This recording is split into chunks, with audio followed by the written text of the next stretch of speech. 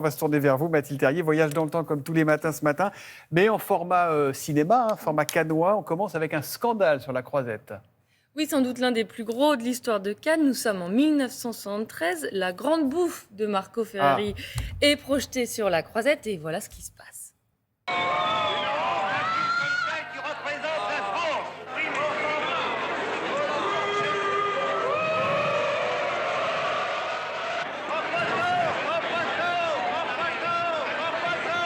C'est un scandale. Un scandale. Et ça gagne du pognon, ça. Sur le dos du pauvre populo. Dégueulasse. Oui, madame. La salle est outrée. On dirait la projection d'un film de Cronenberg aujourd'hui. La presse le sera tout autant le lendemain. Vous avez vu La Grande Bouffe ? Ah oui. Oui, bon, c'est vrai que certaines scènes vont très loin, Très loin. mais bon, je le trouve assez incroyable.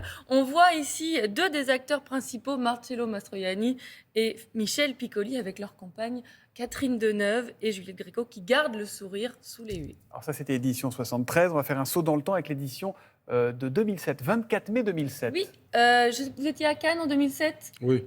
Est-ce que vous vous souvenez du 24 mai ?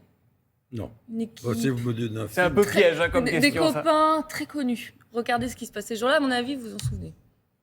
1, 2, 3, 4, 5, 10, 15 voitures. Ce n'est pas la caravane du Tour de France ni Nicolas Sarkozy en déplacement. C'est le convoi hollywoodien d'une bande de 13 potes accompagnés de 280 agents de sécurité. Ils viennent sur la Croisette prendre un bain de foule. Et à l'autographomètre, Brad Pitt est premier. À égalité avec George Clooney. Derrière lui, Matt Damon. On en oublie même le titre du film. Ouais, Ocean 14. Bah, il y a DiCaprio, non ? J'ai pas trop suivi le truc, en fait. Oui, alors DiCaprio, non. Pour le titre aussi, on repassera. Le titre, c'est impossible à prononcer pour nous. Allez-y. Ocean, machin.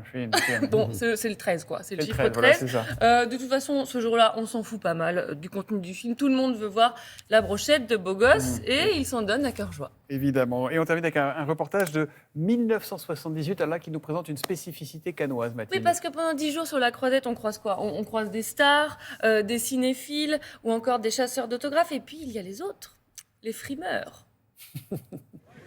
À Cannes, tout commence et tout finit sur les terrasses. Ce sont à peu près les seuls endroits où aucun passeport professionnel n'est exigé.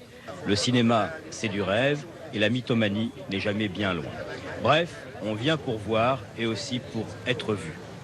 L'ambiance sur les plages, en revanche, est plutôt morne.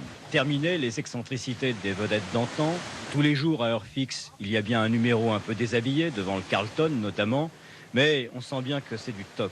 D'habitude, c'était mieux que ça ? Ouais, il n'y a plus d'ambiance d'habitude. Voilà, déjà, en 78, on disait qu'il n'y avait plus d'ambiance. C'était mieux avant. Bah voilà, c'est c'était ça. mieux avant. Vous êtes allé, je sais, 40... Combien de fois au festival ? 40-45 Bon, fois, oui. votre cuvée préférée ? 92. Ah oui, pourquoi ? Pourquoi ? Parce que ça a été l'arrivée triomphale d'Alain Delon. Ah oui. Et le film que, lorsque c'était à Canal+, nous avons produit avec le studio, Basic Instinct. Où arrive Ah bah Sharon oui, Stone. d'accord. Ah ouais. Ça a été un grand moment. Ouais, ce On monsieur verra la- connaît Sharon Stone. Il y a deux catégories de personnes dans les... Voilà. Vous avez Et trouvé Alain le nom Delon. du film de James Gray ou pas alors ? Armageddon Time, c'est Ah ça. d'accord, donc ce sera la Palme d'Or. Je ne connaissais pas la deuxième partie du titre. alors. C'est ça que je dis non. On verra le résultat de la cuvée 2022 ce week-end. Absolument, les résultats Très belle sont pris. programmation. Et d'ailleurs. tout ça sera à suivre en direct sur France Télévisions.